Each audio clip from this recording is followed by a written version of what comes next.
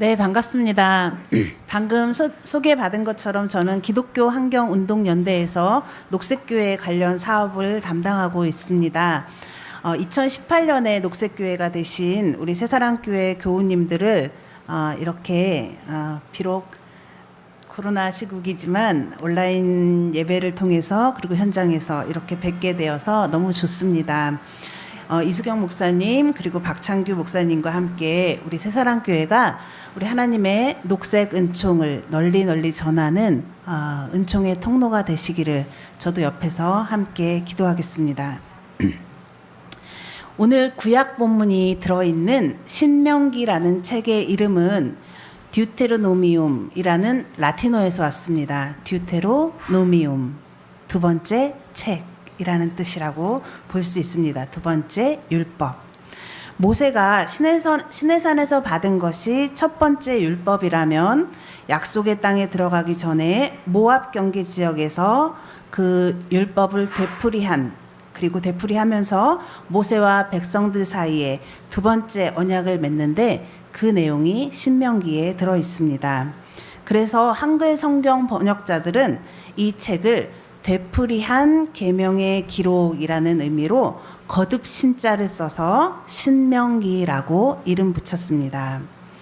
오늘 본문의 말씀은 이 두 번째 율법의 결론을 아주 간명하게 설명한 본문이라고 할 수 있습니다. 자, 여러분 앞에 두 개의 길이 있습니다. 하나는 생명과 번영의 길이고 하나는 죽음과 파멸의 길입니다. 하나님의 계명과 율례를 지키고 생명과 번영의 길을 택하면 살 것이고 복을 받고 잘 살겠지만 다른 신을 섬기고 죽음과 파멸의 길을 택하면 요단강을 건너간다고 할지라도 약속의 땅에 도착한다고 할지라도 그 땅에서 오래 살지 못할 것입니다. 그러므로 살 길을 택하십시오 하는 것이 말씀의 요지입니다. 어쩌면 허탈할 정도로 단순한 이 내용이 신명기 후반 내내 반복되고 있습니다. 그 이유가 무엇일까요? 아마도 모세와 이스라엘 백성이 이집트의 포로 생활을 겪으면서 가장 뼈아프게 깨달아야 했던 일이 있다면 그것은 애굽의 고깃가마 옆에서 떨어지는 부스러기라도 먹으면서 나름 풍족한 줄 알았던 그들의 삶이 사실은 돌아보니 그들의 자유와 정체성, 민족의 미래와 비전을 갉아먹는 죽음의 삶이었다라는 것을 깨닫는 일이었을 겁니다. 그런데 이제 다시 젖과 꿀이 흐르는 땅, 약속의 땅이 눈앞에 있다고 하는 겁니다. 이제 또다시 풍족한 삶이 그들을 기다리고 있는 듯한 생각이 들 수 있습니다. 아마도 모세는 그 백성이 이 약속의 땅을 앞두고 더 이상 애굽에서와 같은 실수, 즉 풍요에 길들여져서 죽어가는 줄도 모르고 살았던 삶을 다시 살지 않기를 무엇보다 원했을 겁니다. 그래서 무엇이 참으로 살 길인지 되새기고 결단하는 과제 앞으로 백성들을 세웠던 것 같습니다. 오늘은 마치 이 모세의 앞에 선 사람 중에 하나가 된 심정으로 살려거든 생명을 택하십시오라는 말씀을 귀 기울이면서 그 뜻을 나눠보고자 합니다. 자, 살려거든 생명을 택하라. 이 말은 언뜻 들어보면 동어 반복인 것 같기도 합니다. 살려거든이라는 말 속에 이미 생명을 택하겠다는 의지가 있는데 살려거든 생명을 택하라 하는 말씀이 도대체 무슨 뜻일까요? 짐작하시겠지만 우리가 살고자 하면서도 실제로는 사는 길이 아닌 죽는 길을 택하는 일이 많이 있기 때문에 이렇게 말씀하신 것이 아닐까 생각합니다. 사실 죽고자 뭐를 하는 사람은 드물지요. 우리의 삶과 생명을 위협하는 일들은 대부분 우리의 의지와 상관없이 일어납니다. 불의의 사고, 질병과 재난, 전쟁과 테러, 이런 일들은 우리가 의도하지 않아도 일어나서 우리의 생명을 위협합니다. 그런데 더 잘 살기 위해서 선택한 길들이 우리의 생명을 위협하고 우리를 죽음의 길로 인도하는 일도 많이 있습니다.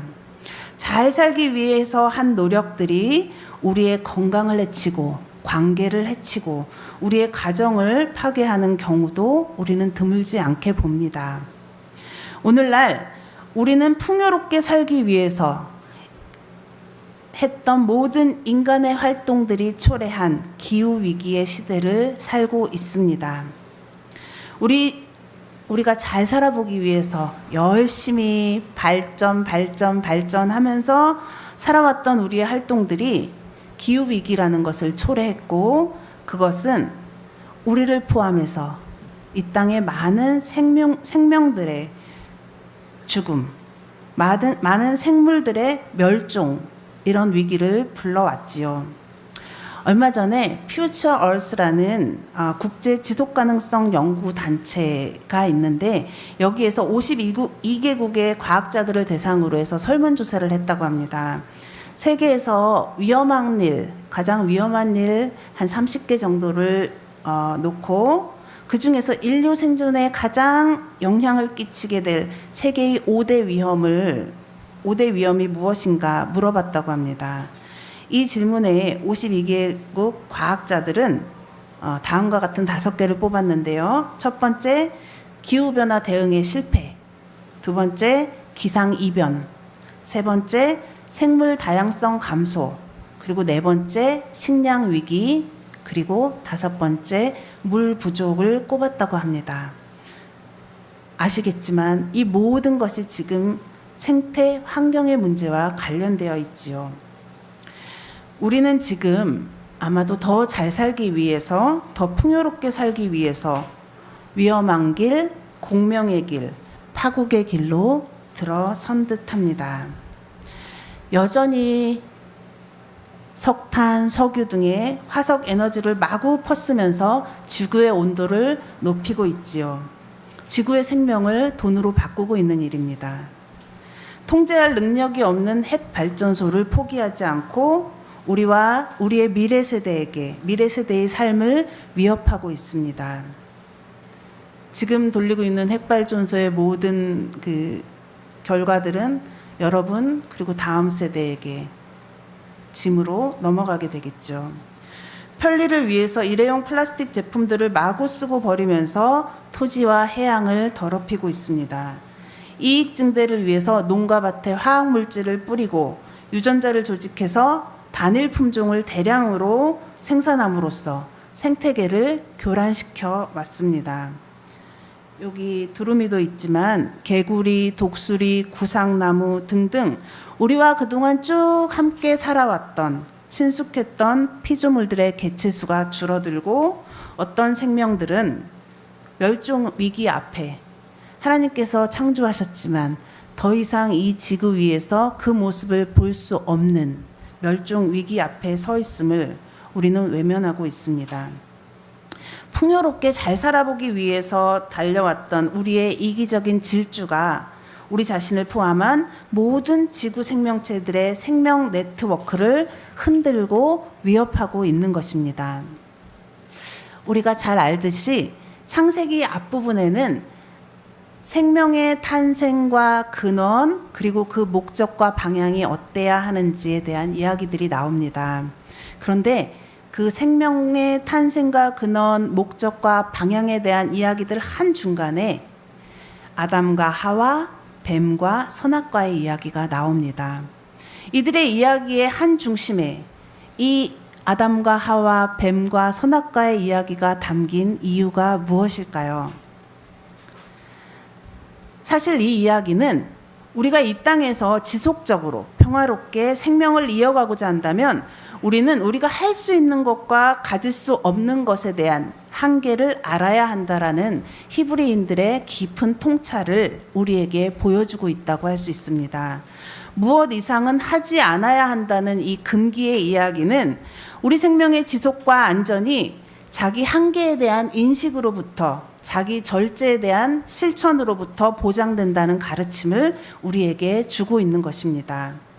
한계를 모르고 달려가는 오늘날 생명 위협의 문화 속에서 생명을 택하는 일이라는 것은 그저 한없이 자기를 확장하고 하나님의 확장하고 막 이렇게 풍요롭게 만들어가는 일이 아닌 하나님의 명령에 따라서 자기 절제와 자기 물림의 경건성을 회복하는 일, 그것이 바로 생명을 택하는 일이라고 할 수 있습니다.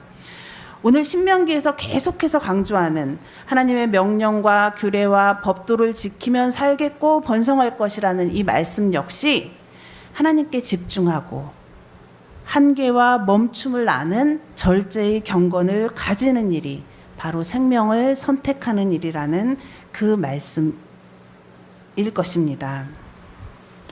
다른 한편 생명을 선택하는 일이라는 것은 죽음의 지배적인 힘에 저항하는 일입니다. 이는 다른 신을 섬기지 말아라 하는 말씀과 본문의 말씀과 연관되어 있다고 볼 수 있습니다. 오늘날 우리의 문제는 우리가 이렇게 죽음의 문명 아래 살고 있다는 사실을 알면서도 그것을 너무나 잘 견디고 오히려 죽음의 문명에 잘 순종하면서 살아가고 있다는 사실입니다. 생태계를 파괴하는 문명은 우리 자신도 사실은 괴롭게 하면서 유지되고 있습니다. 우리는 더 많이 갖기 위해서 경쟁해야 하고 그렇게 벌어들인 것은 그저 소비하기 위해서 그렇게 살아가고 있는 것 같습니다. 더 많은 소비가 미덕인 것처럼 모든 광고가 우리를 유혹하고 그 사이에서 우리는 경쟁자가 되는 우리의 이웃들과 멀어지고 서로의 고통에 눈 감아 버리지요. 돈과 성공과 물질에 잡혀서 서로를 소외시키는 이런 사회 구조 안에서는 어느 누구도 행복하게 살아갈 수 없습니다. 문제는 우리가 이 구조를 개인이 어떻게 극복하겠어? 개인의 힘으로 거부하기 힘들다는 이유로 그 아래에서 잘 견디면서 잘 참으면서 살아가고 있다는 사실입니다. 유대교의 하시딤 전통의 랍비 하녹이라는 사람은 이스라엘 백성이 이스라엘 백성의 포로 생활의 본질적인 차원은 그들이 참는 법을 익혔다는 데 있다, 이렇게 말했습니다. 부당함에 저항할 힘을 잃을 때, 어쩔 수 없다고 그냥 그 상황을 그저 받아들일 때, 그때에야 비로소 억압이 힘을 떨치고 진정한 포로 생활이 시작된다는 의미일 것입니다. 그 옛날 이스라엘이 애굽이나 바벨론에서 포로의 삶을 살았다면 어쩌면 우리는 오늘날 인간 중심주의, 물질 중심주의, 소비주의, 성장 중심주의 이런 것들의 힘 아래에서 저항도 못하고 포로의 삶, 노예의 삶을 살아가고 있는지도 모르겠습니다. 이러한 일은 신명기 본문에서 말씀하시는 죽음과 저주의 이유인 다른 신을 섬기는 일, 그것과 관련이 있다고 할 수 있습니다. 그러면 우리는 왜 이런 삶을 견디고 있는 걸까요? 어째서 이 삶으로부터 벗어나지 못하는 걸까요? 여러 이유가 있겠지만 저는 우리가 다른 삶을 꿈꾸지 못하기 때문이 아닐까라는 생각을 해봤습니다.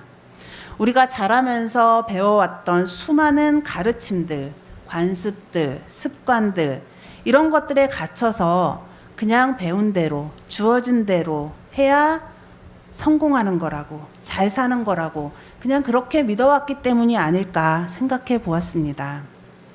그런데 신약 마태복음 5장에 보면 예수님께서 제자들에게 새로운 계명을 주시는 부분이 나옵니다. 예수님은 살인, 간음, 이혼, 맹세, 원수사랑 등등의 계명에 대해서 자신의 새로운 해석을 내놓으시지요. 그런데 그 말씀의 방식이 참 인상적입니다. 예수님은 주로 이렇게 말씀하시죠. 옛사람에게 말한 바 살인하지 말라, 누구든지 살인하면 심판을 받게 되리라 하였다는 것을 너희가 들었으나 나는 이렇게 말한다 하면서 예수님이 새 계명을 주시지요. 이렇게 무엇을 너희는 들었으나 나는 너희에게 이르노니 하면서 이런 형식의 문장이 이 마태복음 5장에 계속해서 반복됩니다. 이 반복되는 말씀을 통해서 예수님은 부분적으로는 모세의 계명을 심화시키기도 하시고 부분적으로는 교정하기도 하시고 부분적으로는 폐기하기도 하십니다. 그리스도인들은 이 예수님의 새 계명을 더 높은 계명이라고 부르면서 이 말씀을 많은 신학자들과 설교자들은 서로 그 내용을 비교 분석하면서 예수님이 가르치신 그 더 나은 의에 대해서 설교를 하지요. 이 말씀들은 분명히 율법에 대한 예수님의 새로운 해석입니다. 그런데 그 내용 못지않게 주목되어야 할 것은 예수님께서 모세의 율법으로 대표되는 옛 관습을 그냥 따르는 것이 아니라 자신의 생각으로 하나님으로부터 난 자 그 스스로의 권위로부터 말씀하고 계시다는 점입니다. 보통 사람들은 위대한 모세가 이렇게 말하였습니다. 우리의 오랜 전통이 이렇게 말하였습니다. 하면서 관습, 규율, 율법과 계명 같은 어떤 외적인 권위에 길들여져서 나는 이렇게 말한다, 나는 이렇게 여긴다 하며 자신의 이야기를 할 줄 몰랐습니다. 그러나 예수님께서는 관습, 율법, 계명 이런 외적인 권위를 벗어나서 자신의 이야기, 하나님으로부터 주어진 스스로의 권위로 말씀하고 계셨던 것입니다. 이 이야기를 통해 예수님은 율법의 권위에 눌려 있는 사람들에게 다른 생각, 다른 가능성을 생각해 볼 수 있는 길을 열어 보여주셨습니다. 사랑하는 새사랑교회 교우 여러분, 스스로 성찰하지 않고 그저 더 많이 가질수록 좋은 거야, 더 높아질수록 가치 있는 거야 등등 전해진 것, 주어진 것을 그대로 되새기면서 살다 보면 우리는 오늘 우리의 생명을 위해서 더 적절한 선택이 무엇인지 그 선택을 하지 못할 수도 있습니다. 산업화 시대의 사람들에게는 산업화 시대에는 풍요와 성장, 더 많이 갖는 것이 중요한 가치였다면 생태 위기에 오늘을 사는 우리에게는 절제와 비움, 온 생명들과의 어우러짐, 그것이 더 필요한, 요구되는 가치일 것입니다. 생명을 선택하는 일은 타성에 젖지 않고 끊임없이 깨어서 내면으로 들려주시는 하나님의 음성에 귀 기울이면서 그 음성에 따라 지금 현재의 삶을 해석하고 살아가려는 노력이 요구되는 일입니다. 우리에게 생명을 주신 하나님께서 생명을 향해서 우리를 부르셨습니다. 생명이란 한자로 날생자에 목숨명 또는 명령할 명자로 이루어져 있습니다. 이 생명이라는 단어는 그냥 목숨을 의미하는 단어일 수도 있지만 동시에 생에 대한 명령이라고 볼 수 있습니다. 다시 풀이하자면 이것은 살라는 명령이며 동시에 살리라는 하나님의 명령입니다. 부디 생명의 주인이며 생명의 수여자이신 하나님을 기억하면서 서로 안에 있는 생명의 존귀함을 발견하고 그 빛이 꺼지지 않도록 돌보아 주실 수 있기를 빕니다. 여기 두루미도 있지만 작은 생명조차도 그 안에 있는 하나님의 숨결을 우리가 깨닫고 그 생명의 빛이 꺼지지 않도록 돌보아 주는 일, 이것이 바로 오늘날 우리에게 명령하시는 생명을 택하라 하는 하나님의 말씀에 응답하는 삶이 아닐까 싶습니다. 세상의 허망한 것들에 굴복하지 않고 창조세계를 보존하고 그 조화로움을 지키기 위해서 노력할 수 있는 여러분이 되시기를 빕니다. 부디 생명의 근원이신 하나님과 더불어 모든 순간, 모든 판단들에 있어서 생명의 편에 서시는 여러분이 되시기를 간절히 빕니다. 함께 기도하시겠습니다. 모든 생명의 주인 되신 하나님, 오늘날 파괴되어가는 지구 생태계가 여러 재앙을 통해 우리를 향해 던지는 메시지, 사라져가는 많은 생명체가 우리 생태계의 가장 약한 고리가 되어서 쓰러지면서 우리에게 들려주는 메시지, 그것은 우리 인간이 생명 피라미드의 꼭대기에 앉아 힘을 휘두르며 한껏 자기를 부풀리며 사는 세상은 결코 지속 가능하지 않다는 사실입니다. 주님, 끝나지 않고 영원히 살 것처럼 욕심으로 창고를 짓고 만족하며 살았던 우리를 불쌍히 여겨 주십시오. 세상이 만들어준 가치를 우리 삶의 가치로 삼고 창조 세계의 생명들을 우리의 기준대로 가치 매기고 누구는 강자로 누구는 약자로 만들며 살아가는 우리를 불쌍히 여겨 주십시오. 주님, 우리 생명의 유한성 앞에 겸손히 직면하게 하여 주십시오. 유한한 우리의 생명을 썩어질 것에 바치지 않게 해 주십시오. 살라는 주님의 명령, 살리라는 주님의 명령에 최선을 다해서 응답하는 우리가 되게 하옵소서. 우리에게 자신의 생명을 주심으로 모든 생명을 살리신 그리스도 안에 있는 생명의 신비가 우리의 삶 속에서 늘 새롭게 발견되게 하옵소서. 이 모든 소망을 우리 주 예수님의 이름으로 기도합니다.